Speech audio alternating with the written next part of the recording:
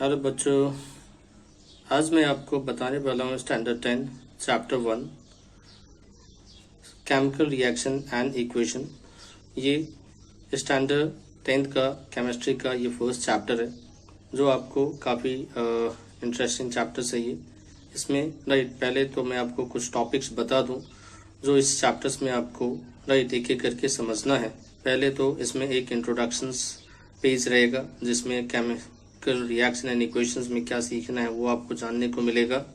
फिर इसमें chemical reactions क्या होता है उसके बारे में जानना है।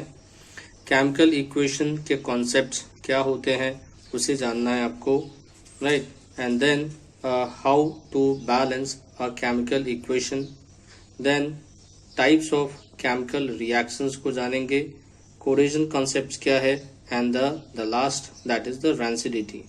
अब ये जो टॉपिक्स हैं ये सभी टॉपिक्स को मैंने एक छोटे छोटे वीडियोस एंड स्लाइड के फॉर्म में रखा है ताकि ये होल टॉपिक्स एक साथ लेंथी ना हो जाए। इसलिए स्टार्टिंग के जो कॉन्सेप्ट्स हैं, इंट्रोडक्शंस हैं, राइट, केमिकल रिएक्शंस हैं, केमिकल इक्वेशन है, ये आपको एक वीडियोस में मिल जाएगा, राइट। और उसके बाद जो एक सेकेंड वीडियो होगा जो काफ़ी इंटरेस्टिंग एंड काफ़ी इम्पॉर्टेंट है इस चैप्टर्स का, जो वो है how to balance chemical equation, है ना। एंड एक नेक्स्ट वीडियो जो आपका थर्ड वीडियो रहेगा इस चैप्टर्स का, type of chemical reactions, and the last video रहेगा कोरिजन एंड रैंसिडिटी कॉन्सेप्ट्स। ये सभी वीडियोस को एक एक करके समझते हैं। पहले आपको मैं स्टार्टिंग का जो फर्स्ट वीडियो है दैट इज उसके टॉपिक्स जो है introductions, chemical reaction and chemical equation, ये आपको मैं अभी बताने वाला हूँ। तो देखो इसे, ये जो इंट्रोडक्शन पेज है पहले इसको समझ के लो। इंट्रोडक्शन जो पेज है इसमें आपको ये जानना है कि जो केमिकल रिएक्शन जो ये चैप्टर्स है इसमें एग्जैक्टली क्या होता है कि जो भी सब्सटेंसेस होते हैं हमारे आसपास, अराउंड अस, ये अंडरगोज वेरियस चेंजेस, अपने चेंजेस होते रहते हैं। और इसी में से हम क्या देखते हैं कि सम ऑफ जो दिस जो चेंजेस हैं आर टेम्पोररी होते हैं, with no new substance being form. Changes तो होते हैं, सम ऑफ दिस चेंजेस जो हैं टेम्पोररी हैं, वो with no new substance being form, यानी चेंजेस हो रहे हैं लेकिन नए सब्सटेंस नहीं बन रहे हैं, है ना। तो देखोगे फिर वैसे चेंज का एक अलग नाम दिया गया है, वो रहेगा they are called physical change. तो फिजिकल चेंज में देखेंगे उसको हम टेम्पररी चेंज कहते हैं, कोई नया सब्सटेंस नहीं बनता है। तो दिमाग में आएगा कि कैसे एग्जाम्पल्स, किस टाइप्स के एग्जाम्पल होने चाहिए फिजिकल चेंज में। तो कुछ देखो, ब्रेकिंग ऑफ ग्लास है, एक ग्लास का जो टूटना होता है वो एक फिजिकल चेंज माना जाता है, क्योंकि ग्लास जब टूटता है तो उसके में हम क्या देखते हैं कि एक प्रोडक्ट जो है, एक नया प्रोडक्ट नहीं बन रहा है, ग्लास टूटा तो ऐसा नहीं कि दैट इज वो डिफरेंट सब्सटेंस बन गया, अभी भी वो ग्लास के फॉर्म में ही है, sorry. And tearing of paper, ये भी आपका फिजिकल चेंज होता है, पेपर का टीयर करना, that is also physical change. अब ये तो फिजिकल चेंज की बात हो गई। अब मैं आपको बताने वाला हूँ कि केमिकल चेंज के बारे में। तो जो चेंजेस, सर्टेन चेंजेस जिसमें न्यू सब्सटेंस फॉर्म्ड होते हैं, इन विच द रिएक्टेंट जो होते हैं, जो कंबाइन करने वाले जो सब्सटेंस, उसको रिएक्टेंट कहते हैं, reactant loses its identity to form new substance, that is called product. So this जो चेंजेस होते हैं that is are permanent change होते हैं, as we won't get the reactants back, ये चीज होते हैं, आपको केमिकल चेंज के बारे में, कि केमिकल चेंज में ध्यान देना है कि कोई नया प्रोडक्ट नहीं बनता, दिस चेंजेस आर परमानेंट होते हैं, एंड दिस चेंजेस वोंट, इसमें चेंजेस में रिएक्टेंट जो होते हैं वो हमें रिटर्न बैक नहीं मिलते हैं, ठीक है। अब ये जो चेंजेस रहते हैं इस सब फिजिकल चेंज, केमिकल चेंज में देखोगे जैसे कि मिल्क से कर्ड का बनना। अब मिल्क से जब कर्ड बनता है तो वो एक केमिकल चेंज माना जाता है, क्योंकि जो कर्ड है एक नया प्रोडक्ट होती है, और वो जो कर्ड में देखोगे नहीं, आपको वो रिवर्स बैक टू मिल्क के फॉर्म में नहीं आता है। अब देखो नेक्स्ट कॉन्सेप्ट, केमिकल रिएक्शन। ये केमिकल रिएक्शन मतलब क्या होता है? केमिकल रिएक्शन, ये केमिकल रिएक्शन एक प्रोसेस है by which two or more substances react with each other to form a new substance with different properties। उसे ही हम केमिकल रिएक्शन कहते हैं। केमिकल रिएक्शन में देखते हैं कि दो या दो से ज्यादा सब्सटेंस रिएक्ट करे विद ईच अदर और एक नया न्यू सब्सटेंस बनाते हैं, उसे हम केमिकल रिएक्शन कहते हैं। तो केमिकल रिएक्शन जो है अगर होता है तो उसे हम डिटरमाइन कैसे करें, कैसे पहचाने कि इसमें केमिकल रिएक्शन हुआ है, राइट। तो जब भी केमिकल रिएक्शन होगा तो कुछ चीजें हैं, राइट, जिससे हम डिटरमाइन कर सकते केमिकल रिएक्शन हो रहा है। तो वो चेंजेस क्या है, राइट, थोड़ा सा समझ के लो, ये भी एग्जाम से पूछे जाते हैं। What are the basic characteristics we see in a chemical reactions.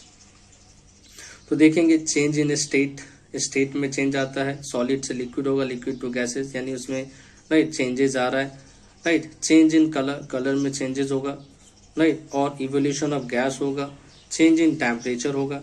ये सब चीजें राइट हम देखते हैं किसी भी केमिकल रिएक्शंस में। तो केमिकल रिएक्शन जो होते हैं happen in our daily life also.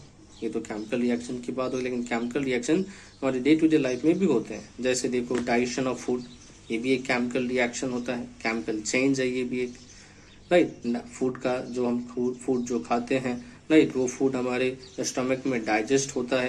तो ये जो डाइजेशन प्रोसेस है फूड का हमारे स्टमक में, वो एक केमिकल रिएक्शन में आता है। और भी देखें तो रिस्पिरेशन जो कॉन्सेप्ट है, राइट, यानी जो डाइजेस्टेड फूड जब जब ऑक्सीजन के साथ जब उसका रिएक्शंस होते हैं, तो यानी जो ग्लूकोज जो आपका ऑक्सीजन से कंबाइन करता है और फिर जो उसके जो प्रोडक्ट बनते हैं CO2 एंड एनर्जी जो बनता है, तो वो जो ग्लूकोज का जो रिएक्शन होता है ऑक्सीजन के साथ, वो रिएक्शंस जो है वो रिस्पिरेशन प्रोसेस कहलाता है, राइट। बट ब्रीथिंग में क्या ध्यान देना कि वो just intake and outtake of oxygen होता है, right. Respiration and breathing is different concept. Now rusting of an iron, जंग लगना आयरन का, ये भी एक आपका हमारा डे टू डे लाइफ का केमिकल चेंज देखते हैं। और एक आपका फॉर्मेशन ऑफ कर्ड, ये सभी जो एग्जांपल्स आपने देखा ये सभी एग्जांपल्स हैं, राइट। डाइजेशन ऑफ फूड है, रिस्पिरेशन है, रस्टिंग ऑफ फाइन आयरन है, फॉर्मेशन ऑफ कर्ड है, ये सभी केमिकल रिएक्शंस, केमिकल चेंज के एग्जांपल्स हैं। बट आपके इधर ये जो बुक है NCERT बुक, उसमें आपको कुछ एक्टिविटीज भी हैं जो जिसमें आपको केमिकल रिएक्शंस करके बताया गया है। जैसे कुछ एक्टिविटी के में देखेंगे 1.1 में बर्निंग ऑफ मैग्नीशियम रिबन है। मैग्नीशियम रिबन को ऑक्सीजन के प्रेजेंस में जलाया जाता है, मैग्नीशियम ऑक्साइड तैयार होता है। तो ये जो है आपका रिएक्शंस एक्टिविटी 1.1 का burning of magnesium ribbon that shows the chemical reactions. One more that is lead nitrate in potassium iodide, ये भी एक आपका केमिकल रिएक्शन का एक्टिविटी है, राइट। एक्टिविटी 1.3 में जिसमें जिंक ग्रैन्यूल्स को सल्फ्यूरिक एसिड में डाला जाता है, वो भी एक्टिविटी आपको एक केमिकल रिएक्शंस को इंडिकेट करता है। ये सभी आपको सिलेबस के आपके बुक में आपको है, आप उसको एक्टिविटी को पढ़ सकते हैं डिटेल में। अभी आपको नेक्स्ट बता दो जो काफी इंपॉर्टेंट कॉन्सेप्ट है केमिकल रिएक्शन, तो समझा। अब आपको समझना है कि केमिकल इक्वेशन क्या होता है। केमिकल इक्वेशन कॉन्सेप्ट को थोड़ा सा डिटेल में जानते हैं। तो केमिकल इक्वेशन में क्या होगा कि ये chemical equation is the symbolic representation of chemical reaction in the right form of symbols and formula। यानी जो केमिकल रिएक्शन होता है उसमें आपको जो एलिमेंट जो हम यूज करते हैं, right, in order to indicate the reactions, उसे हम सिंबल, जो उसका जो सिंबल है उसी सिंबल्स को लिया जाता है। या तो अब देखेंगे द रिएक्टेंट्स जो एंटिटीज होता है are given on the left hand side. ये जो रिएक्टेंट्स वाले जो पार्ट होते हैं वो लेफ्ट हैंड साइड में रहते हैं, एंड जो प्रोडक्ट वाले जो एंटिटीज होते हैं on the right hand side में होते हैं। ये कभी भी जब हम केमिकल इक्वेशन देखते हैं तो इस केमिकल इक्वेशन में, राइट, आपको जो हम सिंबॉलिक फॉर्म में रिप्रेजेंटेशन करते हैं केमिकल रिएक्शन का, और ये जो सिंबल्स एंड फार्मूला यूज करते हैं, द रिएक्टेंट्स जो होते हैं entities are given on the left hand side and जो प्रोडक्ट होते हैं वो आपके राइट हैंड साइड में होते हैं। कुछ एग्जांपल्स भी देख लें ताकि आपको समझ में आ जाएगा। देखिए, एक magnesium and oxygen, magnesium and oxygen ये क्या है, ये दो रिएक्टेंट्स हैं, कंबाइन किया, क्या बनाया, मैग्नीशियम ऑक्साइड बनाया। तो इसे हम क्या कहेंगे, रिएक्टेंट्स। ये क्या कहलाएंगे, प्रोडक्ट। तो ये रिएक्टेंट्स हैं, ये प्रोडक्ट हैं। एक और एग्जांपल देखें, मैग्नीशियम एंड ऑक्सीजन ये कंबाइन किया, मैग्नीशियम ऑक्साइड बनाया, राइट। ये भी दोनों में हम क्या देखें कि ये रिएक्टेंट्स हैं, ये प्रोडक्ट हैं, राइट। अब इसमें ध्यान देना, ये जो S फॉर सॉलिड है, G for gas and S for again solid. तो ये जो स्टेट है, जिस स्टेट में रिएक्टेंट्स होते हैं, जिस स्टेट में प्रोडक्ट होते हैं, वो एक सिंबल्स हमें राइट रिप्रेजेंट करना होता है। इसलिए ये ध्यान देना, जो सिंबल S यूज किया जाता है सॉलिड के लिए, L यूज किया जाता है लिक्विड के लिए, G यूज किया जाता है गैस के लिए। ठीक है। सो ये मैंने आपको कुछ बेसिक एग्जांपल्स के साथ राइट केमिकल रिएक्शन बताया, केमिकल इक्वेशन समझाया, राइट। अब आपको मैं नेक्स्ट कॉन्सेप्ट बताऊंगा राइट नेक्स्ट वीडियो पे, राइट। आपको ये कॉन्सेप्ट समझ में आए तो अपने आप इस वीडियोस को राइट लाइक करें, इसको आप शेयर करें। Thank you.